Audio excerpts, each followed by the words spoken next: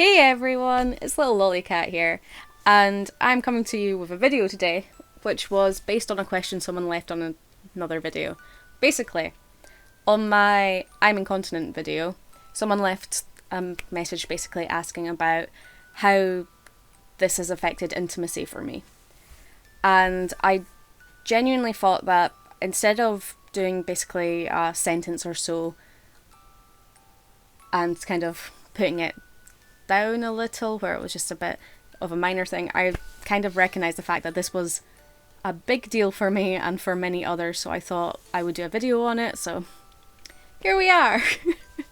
And there was, I did tell the person I was going to do a video on it, because I do think it's kind of an important subject matter that a lot of people don't talk about. Because obviously there are sides to this that aren't just ABDL, where people are in a relationship with people that are into this sort of thing. There are many people who aren't. So, I'm coming at this from an I'm incontinent standpoint, and I have been going incontinent for a few years. So I have in that time been in more than one relationship, which means I can actually comment on what it's like to be with someone who is supportive and someone who isn't. So, straight off the bat, I will say that obviously I had a past relationship, and the person who I was in a relationship with was sometimes supportive, but other times very much not. Like, he couldn't wrap his head around it. And it did affect things, and it did affect intimacy and what was going on in our relationship. Like, it was to the extent where I had to wear, because I was getting a train up to his to visit him. And I was aware of the fact that it would be difficult to get to a bathroom, and I had already been starting to have accidents quite frequently and stuff like that, so I was aware that I was going to need to wear, just in case. And then when I was on this train, the bathroom was out of order, which did not help things. And then, for some other reasons, basically, the bathroom was out of order, the train came 2 hours late, and the train itself was supposed to take over 2 hours to get there, which it took 3 instead. So by this point, obviously, the dip had been used. And when I got there, I was basically made to feel ashamed about it. And it took me a bit to realise that basically I shouldn't feel ashamed about this sort of thing, especially when it's something that I couldn't help. And that I needed to get out of that situation. And I will say, for anyone who is in that sort of situation, especially when it's a genuine medical thing where someone's making you feel ashamed for having a genuine medical problem, you shouldn't be in that relationship. That is not the right person. And with this sort of thing as well, I did realise when I was doing the other video that a lot of the comments on it were actually women showing a lot of support. And it makes sense, because a lot of the women, basically, most women over the age of 50 experience some form of incontinence at some point in their life. And as a gender, we are more prone to it.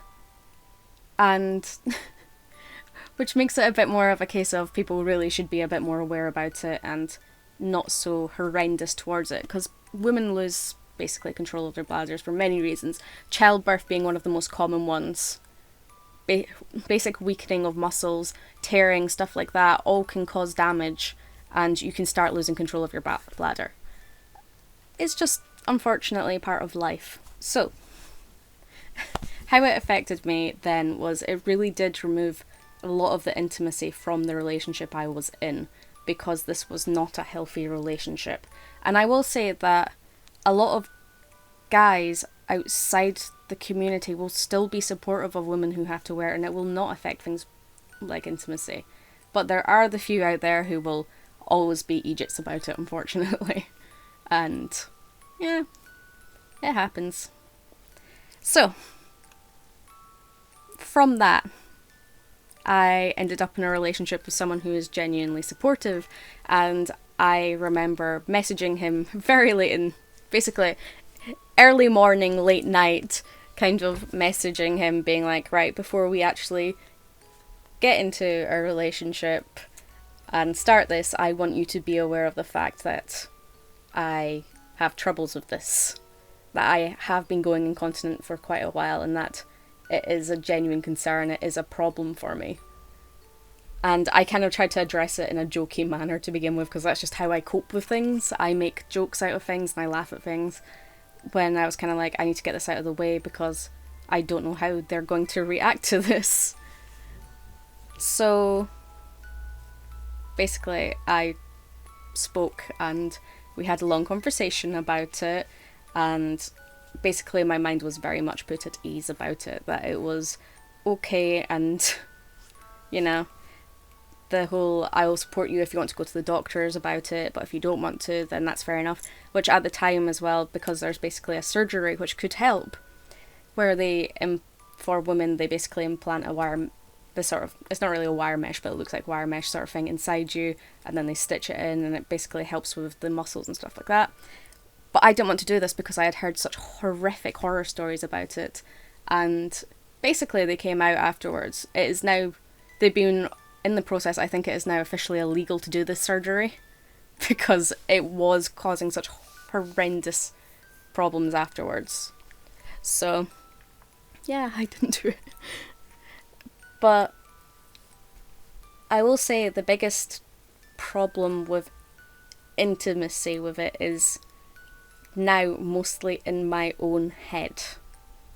Because as someone who has never seen dips as being attractive, really, I found them comforting. I thought they were a bit of a necessary evil at times, but I did find them comforting and little space inducing and stuff like that.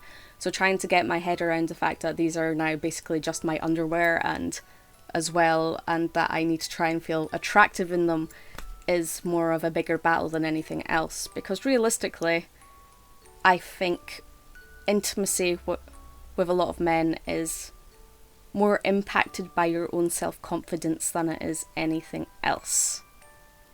And I will say that someone who basically goes out of their way to make you feel okay about it does really, really help. So, I would say the biggest impact on intimacy is basically your own self-consciousness and stuff like that when it comes to dips, because at the end of the day, a lot of guys are just very, very happy to be getting what they're getting. That doesn't sound sexist at all, does it? No. But at the end, it's kind of true. I think women put a lot more emphasis on this sort of thing about how they look and they must be slender and stuff like this, as opposed to actually what their partners often like. And I will say this obviously exists as well on the other side, that men have this thing where obviously I know many men who have been really worried to come out about how they wear when, like, some of them have to wear if they've drank anything because otherwise they basically wet the bed and stuff like that. And I will say that I haven't really heard of any cases where a woman has been horrified by this or been so repulsed. I was mildly unlucky at times with the person I was, well, used to be with the way he reacted. And because of that, realistically, I actually brought a lot of shame into this current relationship about how I was dressed and what I was wearing, and expecting the same sort of reactions, to the extent that I was kind of scared to do anything, which is not healthy. So, which, to be fair, I know may surprise some people, because some people have this idea in their head that I'm actually this overly confident and in-your-face kind of person, but I'm actually quite shy and nervous most of the time.